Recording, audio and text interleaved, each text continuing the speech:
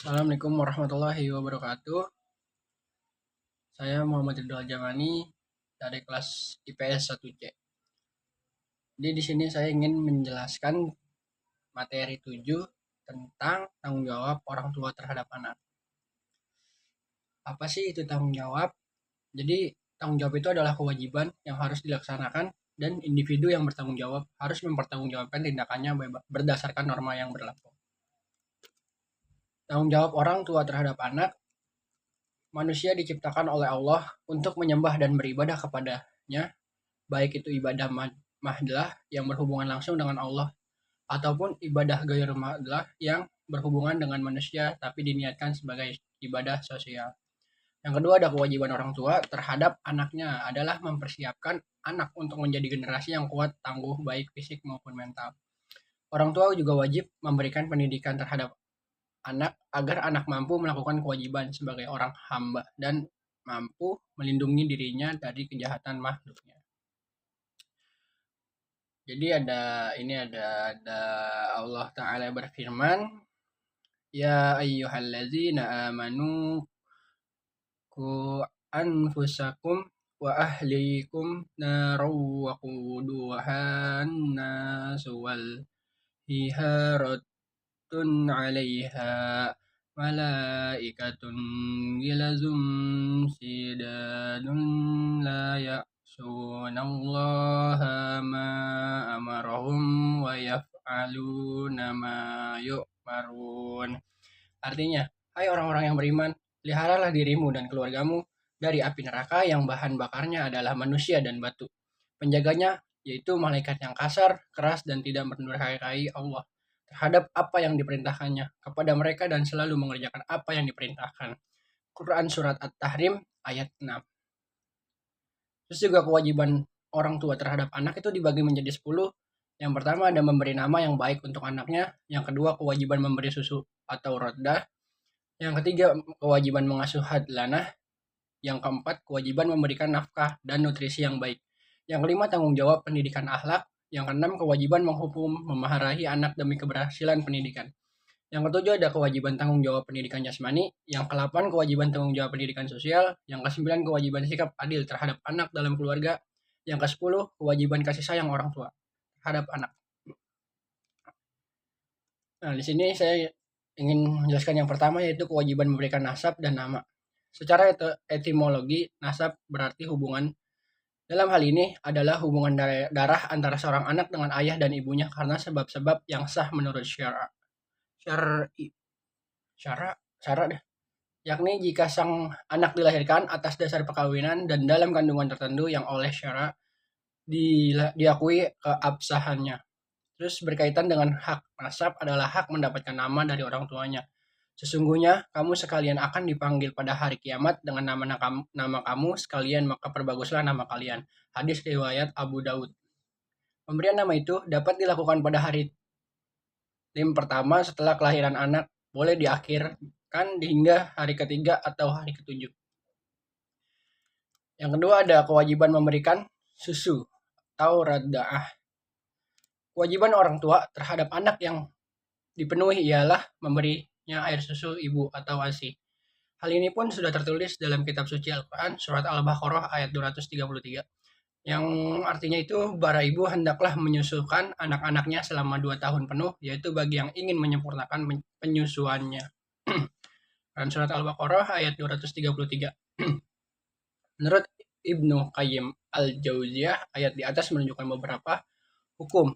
Yang pertama, bahwa masa penyusuan yang sempurna berlangsung selama 2 tahun. Hal ini ditunjukkan dengan kata kamila ini yang berarti penuh atau sempurna, agar tidak ditafsirkan 1 tahun lebih. Yang kedua, jika kedua orang tua ingin menyudahi sebelum masa 2 tahun, maka hal itu harus dimusyawarahkan antara ibu dan bapak, serta tidak boleh membahayakan perkembangan anak. Nah, di sini ada yang ketiga, kewajiban mengasuh atau hadhanah.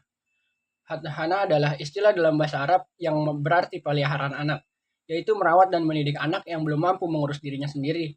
Itu kewajiban mengasuh anak dalam Islam itu meliputi yang pertama ada menjaga anak dari kehancuran, yang kedua memberikan nafkah kepada anak, Yang ketiga, memastikan anak mendapatkan didikan yang baik. Dan yang keempat, memastikan anak mendapatkan perawatan yang baik untuk pertumbuhan jasmani, rohani, dan kecerdasannya. Kewajiban mengasuh anak ini berlaku dalam berbagai situasi, seperti saat kedua orang tua masih hidup dalam satu ikatan perkawinan. Pemeliharaan anak dapat dilakukan secara bersama-sama. Jika terjadi perceraian, hak pengasuhan jatuh kepada ibu, tetapi ayah masih bertanggung jawab atas pembiayaan pemeliharaannya. Jika terjadi perselisihan mengenai penguasaan anak-anak, pengadilan akan memberikan keputusan. Dan di sini ada yang keempat, yaitu kewajiban memberikan nafkah dan nutrisi yang baik. Memberikan nafkah, menurut ajaran Islam, seorang anak berhak mendapatkan nafkah, yakni pemenuhan kebutuhan pokok. Nafkah terhadap anak bertujuan untuk berkelangsungan hidup dan pemeliharaan kesejahteraannya. Firman Allah tentang nafkah dalam Al-Baqarah ayat 233 yang berbunyi, dan kewajiban ayah menanggung nafkah dan pakaian mereka dengan cara yang patut. Terus juga ada memberikan nutrisi yang baik. Seorang anak juga berhak mendapatkan gizi yang baik dari orang tuanya. Gizi mempunyai peran yang sangat besar dalam membina dan mempertahankan kesehatan seseorang. Yang kelima, kewajiban tanggung jawab pendidikan akhlak. Pendidikan akhlak adalah pengenalan prinsip-prinsip akhlak dan perilaku terpuji, serta emosi positif yang harus diterima anak sejak kecil hingga dewasa. Islam menetapkan prinsip-prinsip akhlak yang harus diakui orang tua, yaitu menjaga anak agar tidak terjebak dalam kenikmatan duniawi. Yang kedua, melarang anak berperilaku atau berpakaian seperti perempuan dan sebaliknya untuk anak perempuan. Yang ketiga, menghindarkan anak dari membuka aurat, berhias berlebihan, berpacaran, dan bergaul bebas dengan lawan jenis. Yang keenam itu ada kewajiban menghukum dan memarahi anak demi keberhasilan pendidikan. Islam mengajarkan cara mendidik anak dengan nasihat dan kelembutan. Jika perlu, orang tua boleh memberikan hukuman, termasuk pukulan ringan, tapi tidak boleh menyakiti atau melukai anak.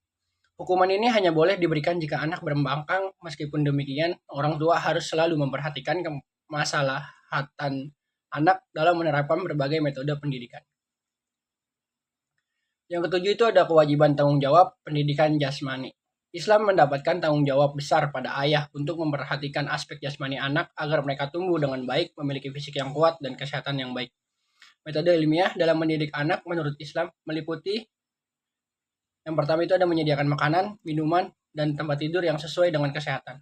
Yang kedua, menghindarkan anak dari penyakit menular. Yang ketiga, mengobati penyakit dengan cara yang tepat. Yang keempat, membiasakan anak berolahraga secara rutin. Dan ada yang ke-8 ini kewajiban tanggung jawab pendidikan sosial. Pendidikan ini dimulai dari penguatan keimanan dan berfokus pada cara berinteraksi dengan lingkungan sosial, menghasilkan tingkah laku dan perasaan positif. Media utama dalam pendidikan sosial meliputi itu menanam prinsip kepribadian mulia seperti takwa, persaudaraan, dan belas kasih. Terus juga ada menjaga hak-hak orang lain, termasuk hak orang tua, saudara, guru, dan orang yang lebih tua. Menaati norma sosial yang berlaku seperti etika makan, memberikan salam, meminta izin, dan bicara sopan. Yang kesembilan, kewajiban sikap adil terhadap anak dalam keluarga. Rasulullah Shallallahu Alaihi Wasallam tidak pernah memandang bahwa anak ini mempunyai kedudukan yang lebih tinggi dengan anak lainnya. Beliau menyuruh umatnya untuk memperlakukan anak dengan adil sebagaimana sabdanya yang berbunyi, bertakwalah kepada Allah dan bersikap adil terhadap anak-anakmu. Hadis riwayat Bukhari, Muslim. Nah, yang 10 itu ada kewajiban kasih sayang orang tua terhadap anak. Hubungan yang erat antara orang tua dan anak merupakan hubungan yang paling kuat dan mulia di antara hubungan-hubungan yang lainnya. Cinta orang tua terhadap anak memang tidak dapat diragukan lagi, karena hal ini merupakan tanda ilahiyah dan berkah bagi manusia sebagaimana firman Allah yang berbunyi, dan di antara tanda-tanda kekuasaannya ialah dia menciptakan untukmu istri-istri dari jenismu sendiri supaya kamu cenderung dan merasa tentram kepadanya, dan dijadikannya di antara kamu rasa kasih dan sayang.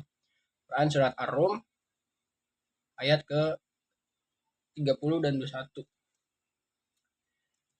11 itu ada menikahkan anak dengan orang yang soleh atau soleha.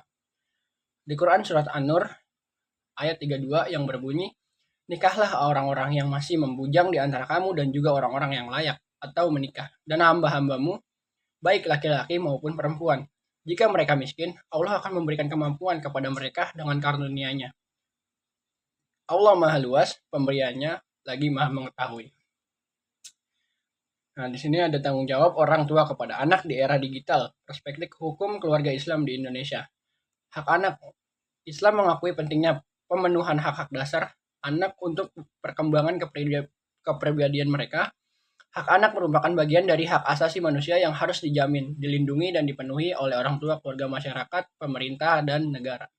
Hak anak itu biasanya mendapatkan asuhan dan pemeliharaan. Yang kedua ada memiliki harta benda. Yang ketiga penerimaan pendidik dan pengajar. Yang keempat mendapatkan perawatan dan perlakuan sosial.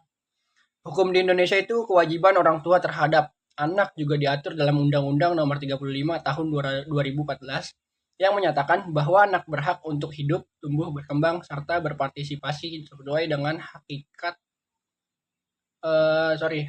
dan martabatnya dan mendapatkan perlindungan dari kekerasan dan diskriminasi.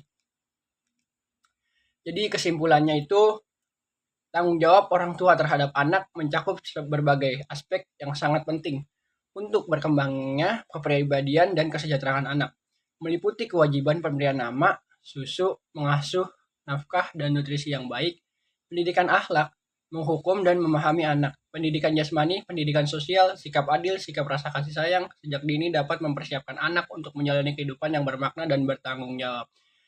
Mungkin cukup sekian yang saya sampaikan. Bila ada salah kata, mohon dimaafkan. Wabillahi taufiq wal hidayah. Wassalamualaikum warahmatullahi wabarakatuh.